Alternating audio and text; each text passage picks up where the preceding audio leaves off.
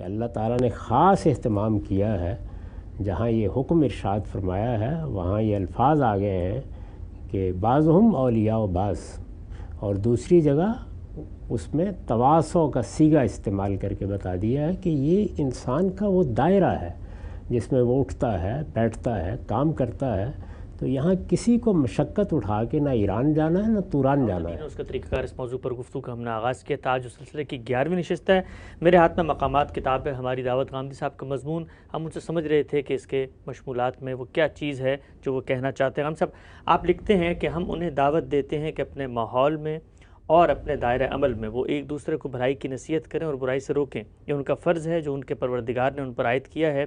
یہ فرض باپ کو بیٹے کے لیے، بیٹے کو باپ کے لیے، شوہر کو بیوی کے لیے اور بیوی کو شوہر کے لیے، بھائی کو بہن کے لیے اور بہن کو بھائی کے لیے، دوست کو دوست کے لیے اور پڑوسی کو پڑوسی کے لیے۔ غرض یہ کہ ہر شخص کو اپنے ساتھ متعلق ہر شخص کے لیے ادا کرنا ہے۔ چنانچہ وہ جہاں یہ دیکھیں کہ ان کے متعلقین میں سے کسی نے کوئی خلاف حق طریقہ اختیار کیا ہے، انہیں چاہیے کہ اپنے علم اور اپنی استعداد و صلاحیت کے مطابق اسے راستی کی روش اپنانے کی نصیحت کریں۔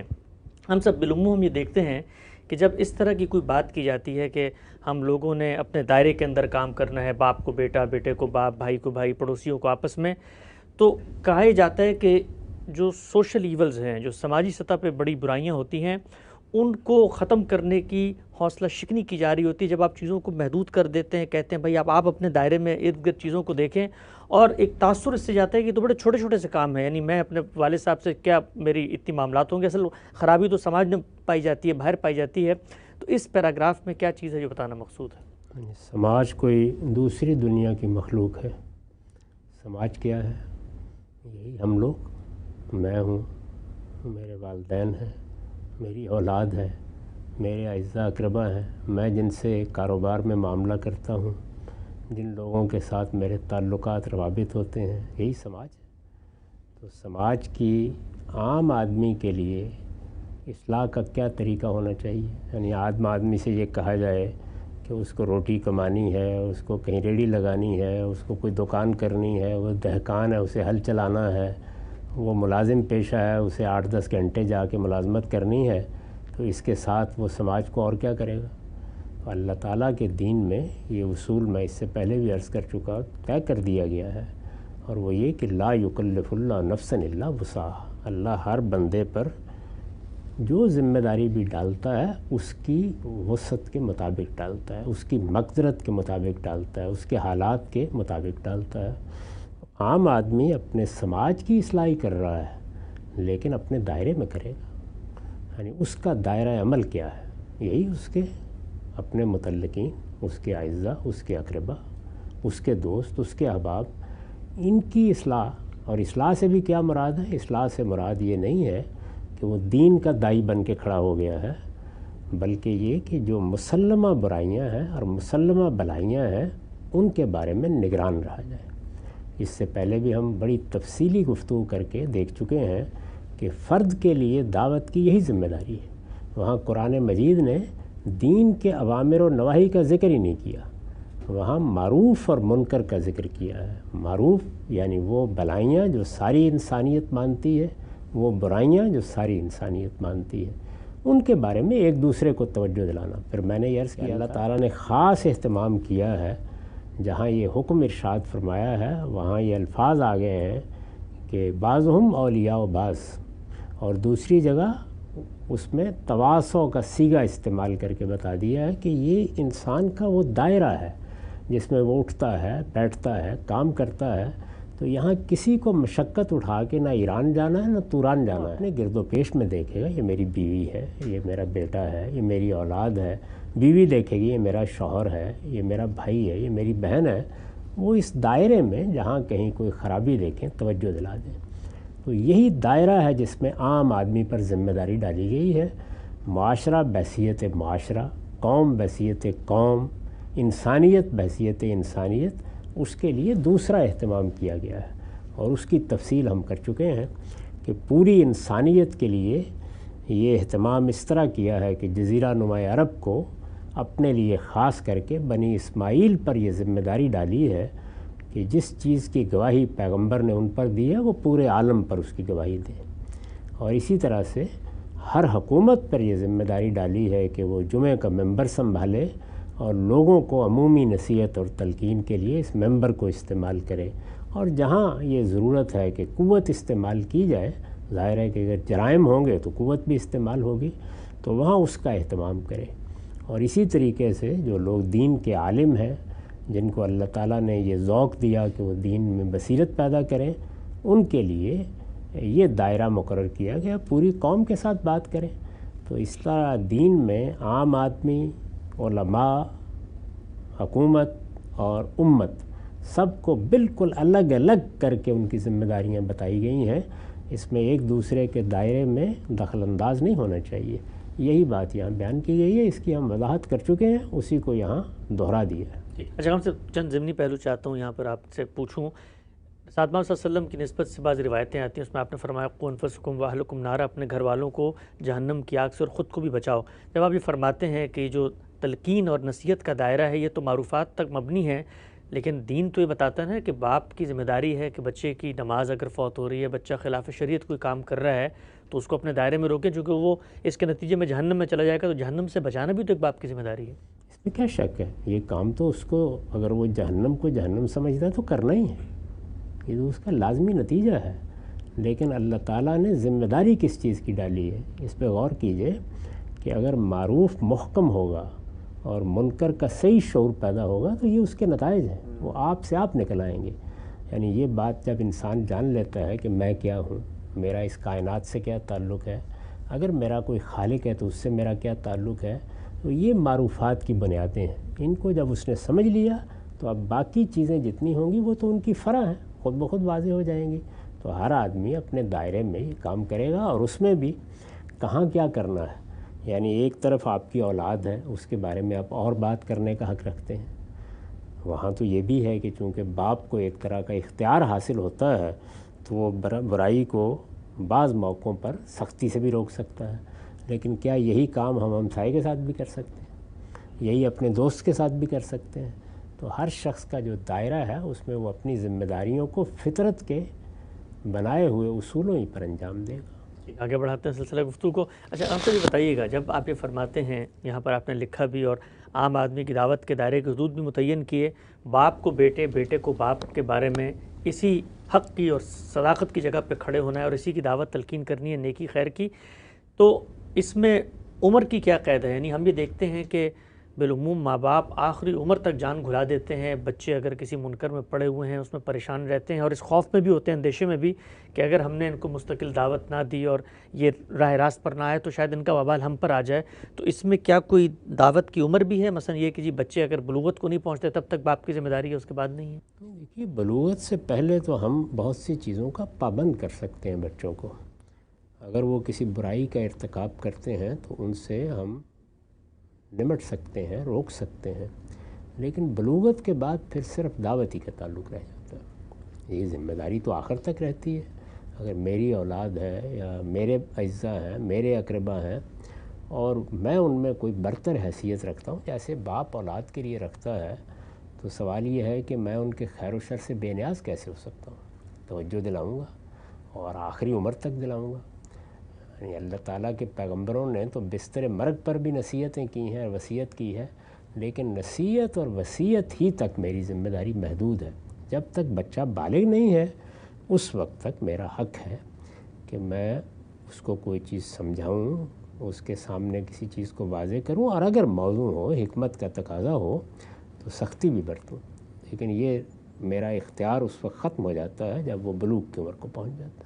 اچھا، ہم سب یہ جو چیزیں اس میں بیان ہوئی ہیں کہ پڑوسی کو پڑوسی کا خیال رکھنا ہے، بچوں کو والدین کے سامنے حق کی بات کرنی ہے، سچائی کی بات کرنی ہے، بظاہر بڑی جس کو آپ کہتے ہیں کتابی سی باتیں لگتی ہیں، بڑی سادہ سی اخلاقی باتیں، لیکن میں آپس میں ذاتی طور پر پوچھنا چاہتا ہوں آپ سے، دیکھنے میں آیا کہ سب سے مشکل کام یہی ہے کہ مثلا آپ گھر میں دیکھیں، اب باپ نے یا ماں نے کو بات کر دی ہے، بیوی کی اختلفی ہو رہی ہے، لیکن آپ کی ہمت نہیں ہوتی کہ آپ اس موقع پر سچائی کے ساتھ کھڑے ہوں۔ اسی طریقے سے بڑے فلسفی، بڑے افلاطون، بڑے علامہ ہوں گے، لیکن پڑوسی کے گھر کے بچے کی گیند آپ کے گھر میں آ گئی ہے تو ایسی اس کی طبیعت صاف کرتے ہیں۔ چھوٹی چھوٹی چیزیں ہوتی ہیں لیکن ان میں ہم بالکل پیچھے ہو جاتے ہیں اور لگتا ہے کہ یہ کیا ہے، یہ تو ہو ہی جائیں گی، لیکن سب سے مشکل چیزیں بھی یہی ہوتی ہیں۔ اس میں کوئی شک ہی نہیں، اسی وجہ سے ہمارے دین میں ابتدا ہی یہاں سے کی گئی ہے، یعنی فرد کی ذمہ داری یہی بتائی گئی ہے کہ وہ اپنے اس دائرے میں محتاط بھی رہے، متنبہ بھی رہے، اپنی ذمہ داریوں کو ادا کرنے کے لیے ہوشیار بھی رہے۔ یہ دائرہ ہے جس میں یہ مشکل چیز ہوتی ہے۔ آپ واز کہنے کے لیے کہیں کھڑے ہو جائیں، کسی نے سنا کسی نے نہیں سنا، وہ تو سب کر لیتے ہیں، اور بعض لوگ جن کو غیر معمولی صلاحیتیں حاصل ہوتی ہیں وہ اس میں اپنی تسکین کرتے ہیں۔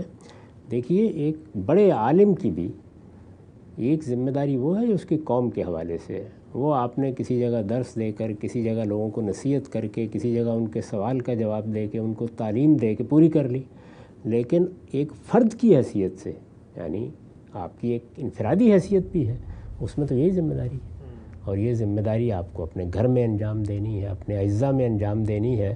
اس میں بڑی مشکل صورتحال پیدا ہو جاتی ہے، یعنی کسی کی لڑائی ہو گئی، کسی کا جھگڑا ہو گیا، کسی معاملے میں کسی نے زیادتی کر دی، اب اس میں آپ کو سچی بات کہنا ہوتی ہے، تو اس میں حکمت تو ضرور مرہوز رکھنی چاہیے، یعنی لٹ نہیں مارنی چاہیے، لیکن بہرحال سچی بات ہی کہنی ہے، سچائی کی گواہی دینی ہے، اور نصیحت کرنی ہے تو درد مندی کے ساتھ کرنی ہے، لیکن نصیحت تو بہرحال کرنی ہے۔ تو یہ معاملہ حکمت کے ساتھ، دانائی کے ساتھ، ہمیشہ اس کو بیان کیا نا، ادعو الی سبیل ربک بالحکمہ، اور نصیحت کے بارے میں کہا ہے والموعظۃ الحسنہ، یعنی تم اپنے پروردگار کے راستے کی طرف بلاؤ۔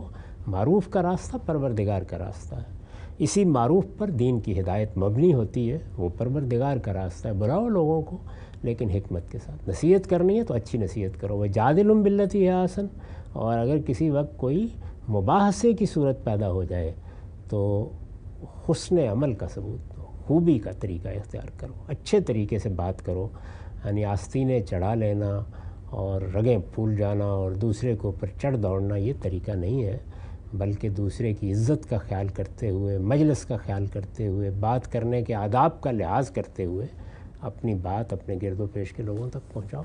ہم سے نقطے واضح ہوئے۔ اس پیراگراف سے متعلق ایک آخری توضیحی سوال بھی ہے، وہ یہ کہ ہم بالعموم خیال رکھنا چاہتے ہیں والدین بچوں کا، اسی معاملے میں ان کو نیکی خیر کی نصیحت کرنا چاہتے ہیں، لیکن ایک کو نصیحت کرنے کے نتیجے میں ہم دیکھ رہے ہیں کہ دوسرے کی حق تلفی ہو رہی ہے۔ مثلا ہم پڑوسی کے کسی معاملے میں اس کو رعایت دے دیتے ہیں، اور اسی طرح سے کوئی خلاف حق اس نے کام کیا، اس سے صرف نظر بھی کرتے ہیں، تنصیح بھی کرتے ہیں، لیکن اس کے نتیجے میں گھر والے ناراض ہو جاتے ہیں، یا بیوی کو کوئی خیر اور نیکی کی بات کی نصیحت کرتے ہیں، اماں جی ناراض ہو جاتی ہیں۔ تو اگر ایک فریق ناراض ہو رہا ہو، اس کی حق تلفی ہو رہی ہو، تو پھر دوسرے کے ساتھ کیا کریں؟ نہیں، مطمئن رہنا چاہیے، یعنی آپ شائستگی کا طریقہ اختیار کریں، اپنی بات سچائی کے ساتھ کہیں، کبھی اپنی آواز بھی اونچی نہ ہونے دیں، پوری کوشش کریں کہ جو بات بھی بیان کر رہے ہیں اس میں لوگ یہ سمجھیں کہ یہ شخص انصاف کی بات کرتا ہے، تو کچھ دیر کے بعد لوگ آپ سے پھر انصاف کی بات سننے کے لیے ذہنی طور پر تیار ہو جاتے ہیں۔ انہیں یہ معلوم ہو جاتا ہے کہ اس جگہ حمایت نہیں ملے گی، بیجا حمایت نہیں ملے گی، اگر ہم صحیح ہوں گے تو حمایت ہوگی، اگر نہیں ہے تو نہیں ہوں گے۔ تو آپ تجربہ کر کے دیکھیے، یعنی ابتدا میں کچھ مشکل پیش آتی ہے، اس کے بعد بیوی سمجھ جاتی ہے کہ یہاں سے کوئی خیر نہیں ملنا اگر میں غلط رویہ اختیار کروں گا، ماں بھی سمجھ لیتی ہے، آہستہ آہستہ یہ سب بالکل درست اپنی جگہ پر آ جاتے ہیں۔ ہم اصل میں پہلے مرحلے میں ایک دوسرے کے ساتھ جھوٹ بولنے کی ابتدا کر لیتے ہیں، پھر ہمت ہی نہیں ہوتی کہ کوئی صحیح بات کہہ سکیں۔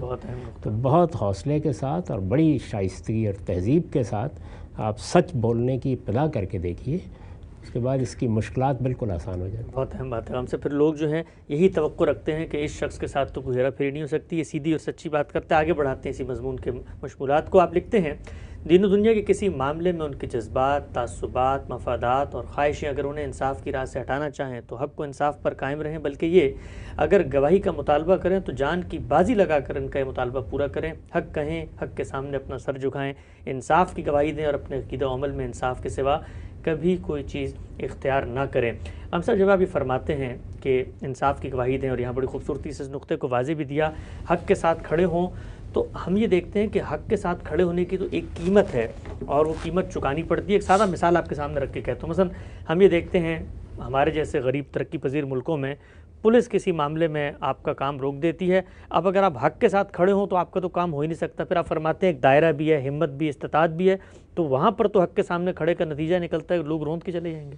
یہاں جو بات بیان کی گئی وہ اس طرح مختلف ہے، یعنی ایک چیز یہ ہے کہ آپ اپنا کوئی حق کسی وقت چھوڑ دیتے ہیں، آپ کو اندازہ ہوتا ہے کہ لوگ مجھے یہ حق نہیں دیں گے، یا کوئی ایسی حکومت ہے کہ جس میں یہ حق نہیں ملے گا، جیسے موسیٰ علیہ السلام کو جب یہ معلوم ہوا کہ ان کو حق نہیں مل سکے گا تو انہوں نے رات کی تاریکی میں وہ جگہ چھوڑ دی، یعنی وہاں سے چلے گئے۔ انہیں معلوم تھا کہ صبح جب مقدمہ شروع ہوگا تو مجھے یہاں انصاف نہیں مل سکے گا۔ یہ بالکل اور بات ہے۔ یہاں جو بات بیان کی گئی وہ یہ ہے کہ ہمیں قائم بالقسط بن کے رہنا ہے۔ اس کو قرآن مجید نے اس بات کو، جس کا خلاصہ آپ نے پڑھا ہے، 2 جگہ بیان کیا ہے، ایک سورہ نساء میں، ایک سورہ مائدہ میں، اور دونوں جگہ کم و بیش ملتے جلتے الفاظ ہیں۔ یا ایھا الذین آمنوا کونوا قوامین للہ شہداء بالقسط، یعنی اپنی زندگی اس طرح گزارو، ایمان والو، ایمان کا تقاضا بیان کیا ہے۔ بہت بڑا حکم ہے یہ کہ تم ہمیشہ انصاف کی بات کرنے والے بن کر رہو، انصاف پر قائم رہو اور انصاف کی بات کرنے والے بنو۔ تو آپ سے جب کسی کو کوئی معاملہ پیش آئے، ایک تو یہ کہ آپ کو انصاف لینا ہے، ایک یہ ہے کہ جب آپ انصاف دینے کی جگہ پر ہیں تو اس کا پہلا تقاضا یہ ہے کہ آپ سے کبھی بے انصافی کا صدور نہ ہو، اور یہ قدم قدم پر پیش آتا ہے۔ صرف عدالتوں میں بے انصافی نہیں ہوتی، یعنی باپ بیٹے کے درمیان ہوتی ہے، بیوی شوہر کے درمیان ہوتی ہے، اولاد کے معاملات میں ہوتی ہے۔ بارہا آپ نے دیکھا ہوگا، اور میں نے دیکھا ہے اپنی زندگی میں، کہ والدین کے رویے سے اولاد بالکل عاجز ہو کر رہ گئی۔ یہ سب چیزیں دونوں جانب سے ہو رہی ہوتی ہیں، بے انصافی پر بے انصافی ہوتی چلی جاتی ہے۔ تو پہلی چیز تو یہ ہے کہ آپ کس پوزیشن میں، آپ باپ ہیں، آپ اولاد ہیں، جو بھی ہیں، جو آپ کی جگہ ہے، خود ہمیشہ لوگوں کو انصاف دیں، یعنی جب آپ دینے کی جگہ پر ہیں۔ دوسرا یہ ہے کہ 2 لوگوں کے درمیان انصاف کی بات کرنی پڑ جائے، جس کو یہاں شہادت سے تعبیر کیا ہے۔ یہ ابھی آپ نے اس کی مثال دی، ماں اور بیوی کے درمیان کرنی پڑ جائے، بہنوں اور بھائیوں کے درمیان کرنی پڑ جائے، اولاد میں ایک دوسرے کے بارے میں کرنی پڑ جائے۔ اس میں بڑے نازک مقامات آ جاتے ہیں، یعنی انصاف کی بات کرنا یا انصاف کی شہادت دینا، قائم بالقسط ہو کے رہنا۔ اس میں دیکھیے قرآن مجید نے یہاں یہ حکم بیان کیا ہے تو وہاں آگے کیا کہا ہے، اگرچہ تمہیں وہ انصاف کی گواہی اپنے خلاف، اپنے والدین کے خلاف، اپنے اعزاء اقربا کے خلاف دینی پڑے، تب بھی دو۔ تو ظاہر ہے کہ یہ تقاضا ہے اس کا۔ اچھا، یہی چیز جو ہے یہ اجتماعی زندگی میں بھی آ جاتی ہے، یعنی جیسے ہم قومی سطح پر بعض معاملات کے ذمہ دار بنا دیے جاتے ہیں، تو پھر بالکل وہی الفاظ سورہ مائدہ میں دہرائے ہیں، اور دیکھیے وہاں پر آگے کی آیت تبدیل کر دی ہے۔ وہاں کیا کہا ہے، لا یجرمنکم شنآن قوم علی الا تعدلوا اعدلوا هو اقرب للتقوی، تمہیں کسی قوم کی دشمنی بھی اس پر آمادہ نہ کرے کہ تم کوئی برائی کی بات کرو۔ دشمنی میں بھی تم انصاف کے خلاف بات نہیں کر سکتے۔ اعدلوا، اس وقت بھی جب تمہارا دشمن ہے تمہارے مقابلے میں انصاف کی بات کرو، یہی تقوی کے قریب ہے۔ تو یہ قائم بالقسط ہونا معمولی چیز نہیں ہے، یعنی انفرادی زندگی میں اپنے اور ماں باپ اور اعزاء اقربا کے خلاف بھی گواہی دینے پڑے تو دو، اور اگر قومی سطح پر اپنے دشمن کے معاملے میں بھی حق کہنا پڑے تو کہو۔ تو یہ دونوں چیزیں ہیں جس کو قرآن قائم بالقسط ہونے سے تعبیر کرتا ہے، اور اس میں ایک بڑا ہی لطیف پہلو یہ ہے کہ فرمایا ہے کہ تمہارا پروردگار بھی قائم بالقسط ہے، یعنی اس کی بھی شان یہی ہے کہ وہ اسی انصاف پر اپنی ذات میں بھی قائم ہے، اپنے معاملات میں بھی قائم ہے، اپنے سنن میں بھی قائم ہے، اپنے فیصلوں میں بھی قائم ہے، اور قیامت میں بھی اسی کا ظہور ہوگا۔ تو جب تمہارے پروردگار نے اپنے لیے یہ پسند کیا ہے تو تم سب کو بھی یہی کرنا ہے۔ یہ ایمان کا تقاضا ہے۔ اس کا مطلب یہ ہے، اس کا ہرگز یہ مطلب نہیں ہے کہ آپ کسی موقع پر سمجھتے ہیں کہ آپ کے ساتھ بے انصافی ہوگی تو وہاں آپ پتھروں سے سر ٹکرا دیں، نہیں، آپ گریز کر جائیں، اس سے کوئی فرق نہیں پڑتا۔